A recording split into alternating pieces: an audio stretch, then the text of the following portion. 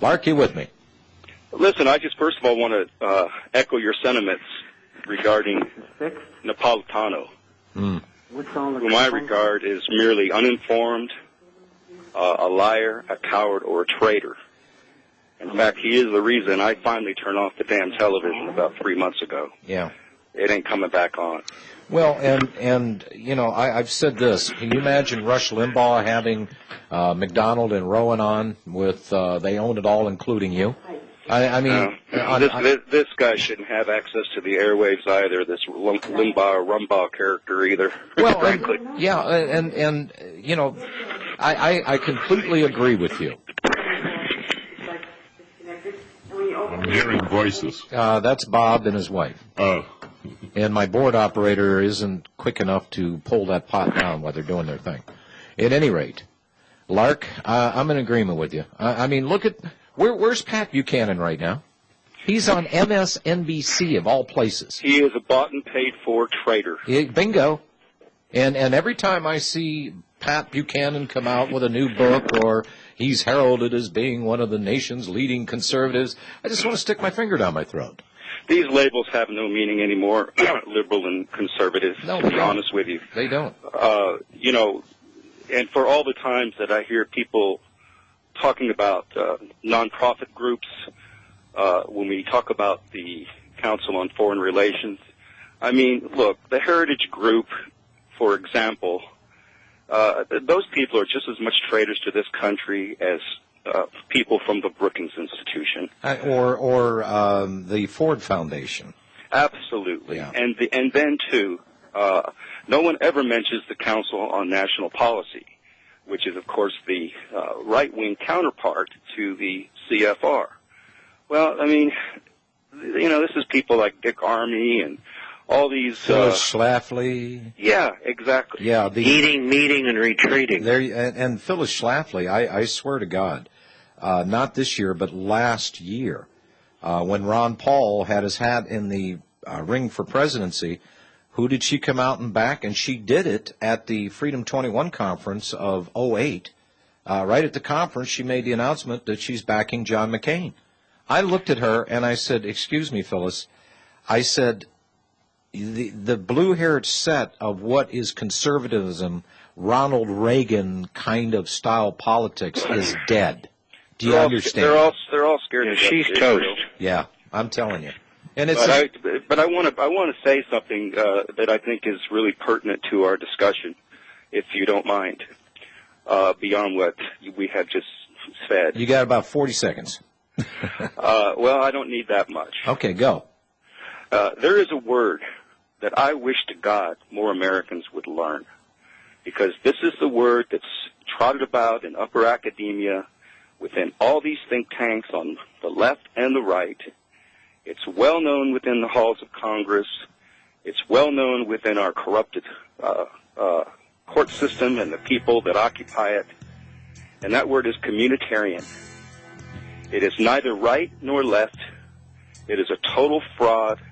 It's an intellectual fraud, and it's a crime against the American people. But it's communitarianism and communitarian law, which is never spoken of by the media or by our politicians, and this is the greatest crime that I can think of beyond that of the Fed. Thank you, Lark. Appreciate it. We'll be right back.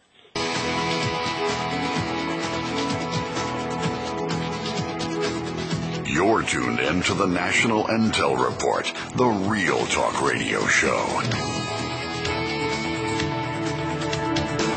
Terry in Texas. Hello, Terry. I made it through. You made it. I called last week, and I was asking Bob. My only purpose for calling is to discuss one issue and actually one individual that has really been rubbing me wrong.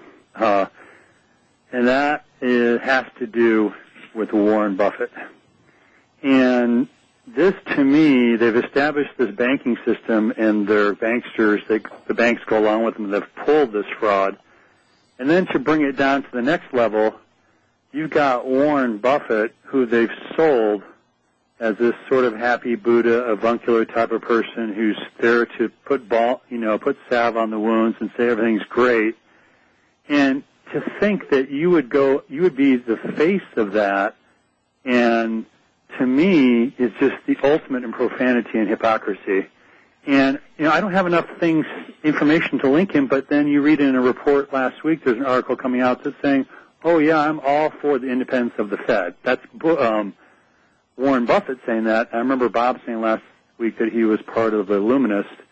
And it just seems to me, to me, when I focused in on him, it's weird that, again, they've sold him to be this really great, stock-picking guru and all that stuff. And to think, the sad part about it, if it's really true, it's all been one giant show and one giant sham and fraud, again, at another level, perpetrated on the American public. And you're absolutely right.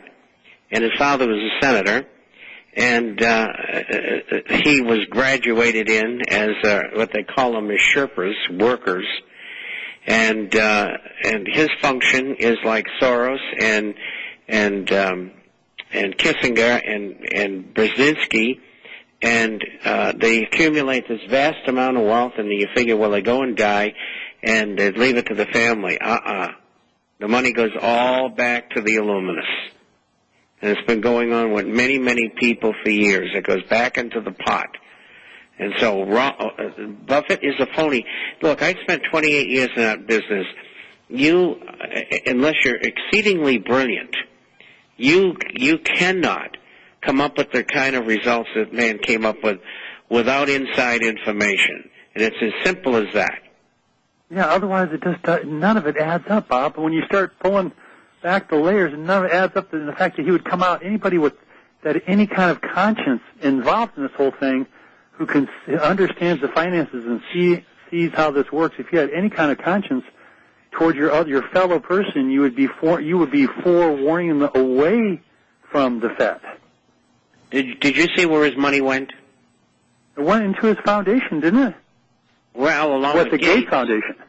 They continue to have control of the money, and they use it like the foundations do in order to reach the ends that the Illuminists want to reach with that money.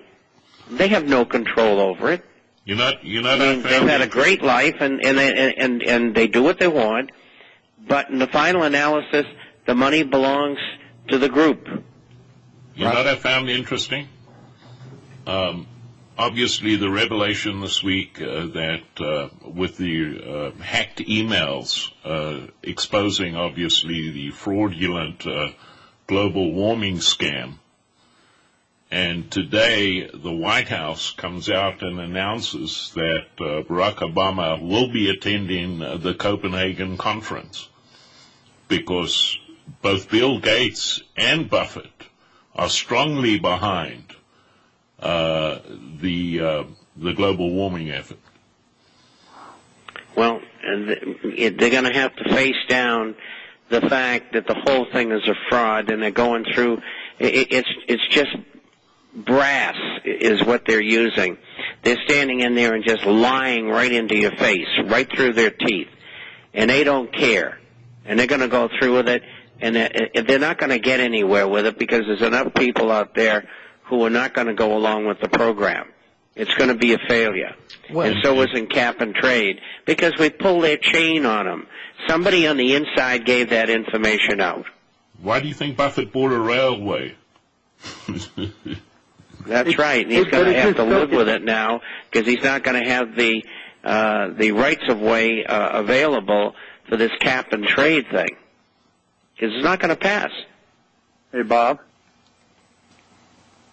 It's so, again, it just enrages me on an inner level that he's been sold as this folksy guy that go down to the Dairy Queen and have a Coke with him and hamburger, and he's just this, run-of-the-mill kind of ragamuffin, not ragamuffin, but just that he's sold as this folksy, down-to-earth person, and it's all a fraud. It makes your stomach sick to think about it. I know, but, all of Congress is that way, has been for a long time. The executive office, all these people on Wall Street and banking, corporate America, they're all the same. They're sociopaths.